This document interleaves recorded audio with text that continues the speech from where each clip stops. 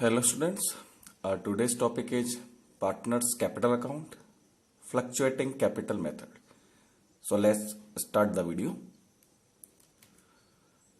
First, let's check the practice work for the last video of salaries, commission and reserve equation. Question 1 was, Karthik and Aryan are partners in a firm in the ratio of 2:3. As per partnership deed, Karthik will get rupees 5,000 per month salary. Answer will be per month salary. We will multiply it by 12. Total salary will be rupees 60,000. Question number 2 was, Karthik and Aryan are partners in a firm in the ratio of 2:3. As per partnership deed, Karthik will get rupees 24,000 per annum salary and Aryan will get rupees 6,000 quarterly salary. The answer will be Karthik's salary will be rupees 24,000 and Aryan's salary will be, it is quarterly, 6,000 into 4, 24,000. Now practice work for commissions equation, and its question and solutions are, Karthik and Aryan are partners in a firm in the ratio of 2:3. As per partnership deed, Karthik will get commission at the rate 8% of net profit. Net profit for the year was rupees 5 lakh. So 5 lakh into 8% is equal to 40,000. Next question. Karthik and Aryan are partner in a firm in the ratio of 2:3. As per partnership deed, Karthik will get commission at the rate 10% of net profit before charging his commission, and Aryan will get commission at the rate 10% of net profit after charging his commission. Net profit for the year was rupees 5,50,000. Karthik commission will be 5,50,000 into 10 upon 100, 55,000, and Aryan commission will be rupees 5,50,000 into 10 upon 110 is equal to rupees 50,000.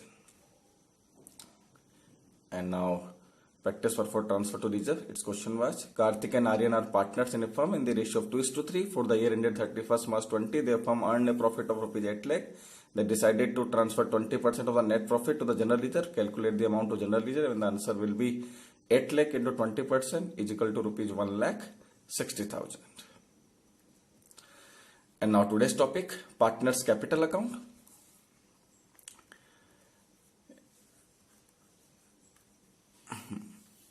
Under partnership accounts, capital account can be maintained in two ways. First, fluctuating capital method, and second, fixed capital method. It is up to the partners by which method they want to maintain their capital account.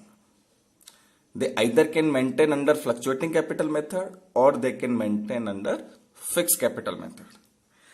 Under fluctuating capital method, partners maintain only one account, and in fixed capital method, partner maintain two accounts.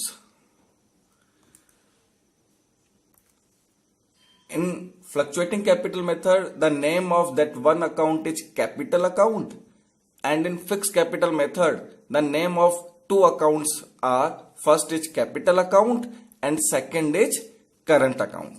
It means दोनों में से कोई सा भी method partners की इच्छा पर है, वो फिक्स भी रख सकते हैं, फ्लक्चुएटिंग भी रख सकते हैं. फ्लक्चुएटिंग में एक ही अकाउंट रखना है, फिक्स में दो अकाउंट रखना है आपको. एक अकाउंट का नाम कैपिटल अकाउंट होता है और फिक्स के दोनों अकाउंट में एक का नाम कैपिटल अकाउंट है और दूसरे का करंट अकाउंट है. तो first we discuss about fluctuating capital method. Meaning of fluctuating capital method is, under this method the balance of partners capital accounts are keep changing every year. That's why it is called fluctuating capital method. Under this method only one account is maintained, that is called capital account. Fluctuating capital method में देखिए, partner का जो capital का opening balance होता है और जो closing balance होता है वो चेंज होता रहता है हर साल, क्योंकि एक ही कैपिटल अकाउंट आप मेंटेन करते हैं तो पार्टनर से रिलेटेड जो ट्रांजैक्शन है वो एक ही कैपिटल अकाउंट में लिखे जाएंगे. तो उसके ओपनिंग बैलेंस में जब वो ट्रांजैक्शंस लिखे जाते हैं, चाहे वो एडिशनल कैपिटल हो, चाहे इंटरेस्ट ऑन कैपिटल हो, इंटरेस्ट ऑन ड्रॉइंग हो, सैलरी जो कमीशन हो, तो जो क्लोजिंग बैलेंस निकल के आएगा वो ओपनिंग बैलेंस से अलग होगा, उससे थोड़ा सा डिफरेंस रहेगा. तो वो आपका जो बैलेंस है वो फ्लक्चुएट हो गया, इसलिए इसको फ्लक्चुएटिंग कैपिटल मेथड बोला जाता है. अब इस फ्लक्चुएटिंग कैपिटल मेथड में जो कैपिटल अकाउंट होता है, इस कैपिटल अकाउंट का क्या फॉर्मेट है वो देख लेते हैं, क्या प्रोफोर्मा है वो अपन चेक कर लेते हैं। कैपिटल अकाउंट, देखिए यहाँ पे कैपिटल अकाउंट जो मैं बना रहा हूं उसमें मैंने दो पार्टनर अज्यूम किए हैं, partner A and partner B. Ledger में आपने अकाउंट्स बनाना सीख लिया था।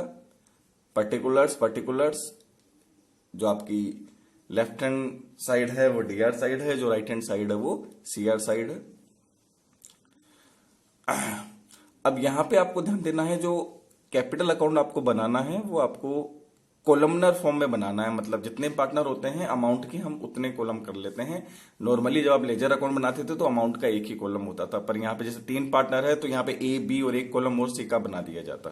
तो जितना पार्टनर होते हैं उतने अमाउंट के कॉलम हो जाते हैं। और पर्टिकुलर्स में हम डिस्क्रिप्शन देंगे कि किस किस चीज से ये एंट्री हो रही है। तो लेट्स चेक क्या क्या एंट्रीज आती है इसमें, क्या क्या ट्रांजेक्शन आते हैं इसके अंदर आपके।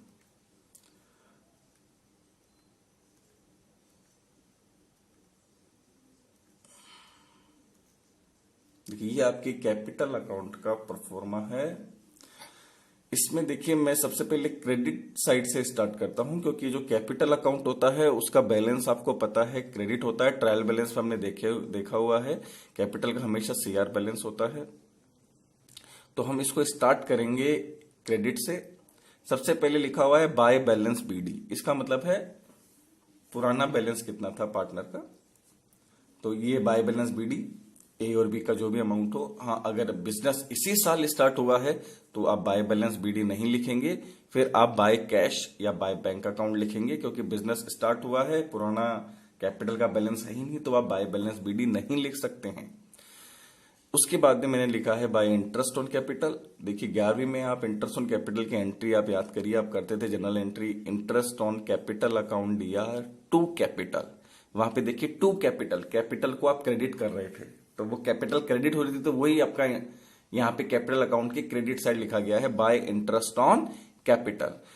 आप इसको सिंपल में इस तरह से भी याद रख सकते हैं कि पार्टनर्स को कुछ भी मिलता है बिजनेस से तो वो आपको उनके क्रेडिट की तरफ लिखना होता है। जो भी चीजें उनको बिजनेस से मिलती है, जो उनका राइट है लेना एज पर पार्टनरशिप डीड, वो आपको सब क्रेडिट की तरफ लिखना होता है। और जो कुछ वो बिजनेस से ड्रॉइंग्स करके ले जाते हैं या कुछ में नुकसान होता है वो आपको डेबिट की तरफ लिखना है। तो देख लीजिए यहाँ सीआर साइड में सब कुछ मिलने वाली चीजें हैं, उनको पुराना बैलेंस हो गया बाय बैलेंस बीडी, उस बैलेंस पे इंटरेस्ट ऑन कैपिटल हो गया बाय इंटरेस्ट ऑन कैपिटल। उनको अगर बिजनेस से कोई सैलरी मिलती है बाय सैलरीज, कोई कमीशन मिलता है बाय कमीशन। बिजनेस में जो प्रॉफिट हुआ था, जो P&L एप्रोप्रिएशन आप बनाते हो उसमें जो प्रॉफिट में हिस्सा मिलता है इनको by profit and loss appropriation, उनका शेयर ऑफ प्रॉफिट हो गया। हाँ, अगर ड्यूरिंग द ईयर वो कुछ एडिशनल कैपिटल भी ला रहे हैं बिजनेस में तो वो बाय कैश या बाय बैंक के नाम से आएगी। आप एंट्री करते हैं जब भी कैपिटल आती है कैश अकाउंट दिया टू कैपिटल, तो कैपिटल क्रेडिट हो रही है तो वही एंट्री यहाँ पे बाय कैश क्रेडिट की तरफ लिखा गया है। डेबिट की तरफ वो जो भी ड्रॉइंग्स करते हैं टू ड्रॉइंग्स, और उस पर अगर कोई इंटरेस्ट बनता है आपके एज पर पार्टनरशिप तो टू इंटरेस्ट ऑन ड्रॉइंग भी आप डेबिट करेंगे। देखिए प्रॉफिट में हिस्सा मिल रहा था तो आपने बाय की तरफ लिखा, अगर हो सकता है बिजनेस में लॉस हो तो आप टू की तरफ लिखेंगे, डेबिट की तरफ लिखेंगे to profit and loss appropriation account. अब आप जो बैलेंसिंग करते हैं आप डीआर और सीआर का टोटल करेंगे, फिर जो आपका सीआर का टोटल है, ए का सीआर साइड का जो टोटल है और बी का जो सीआर साइड का टोटल है, इन दोनों के टोटल में से आप ए और बी का जो डेबिट साइड का टोटल है उसको आप लेस कर देंगे तो आपका ये क्लोजिंग बैलेंस आ जाएगा टू बैलेंस ईडी। यही क्लोजिंग बैलेंस आपको बैलेंस शीट में दिखाना होता है।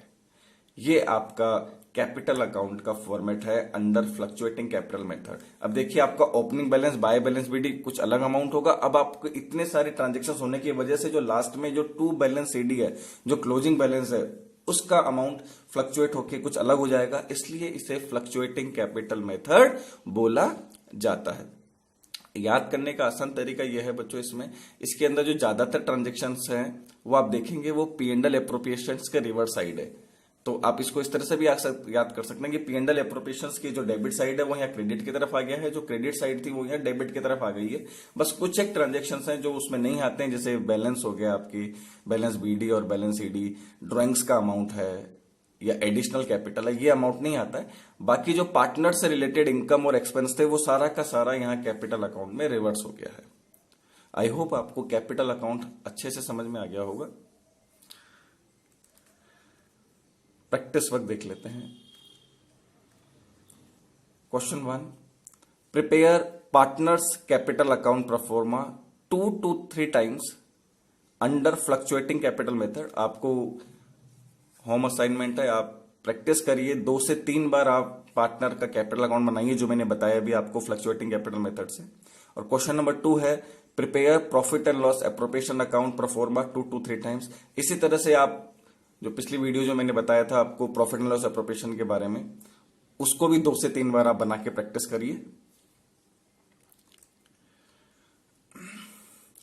Kindly subscribe our YouTube channel, that is Saksham Institute for Accountancy, and you can also like our Facebook page, that is Saksham Institute for Accountancy. Thank you for watching the video.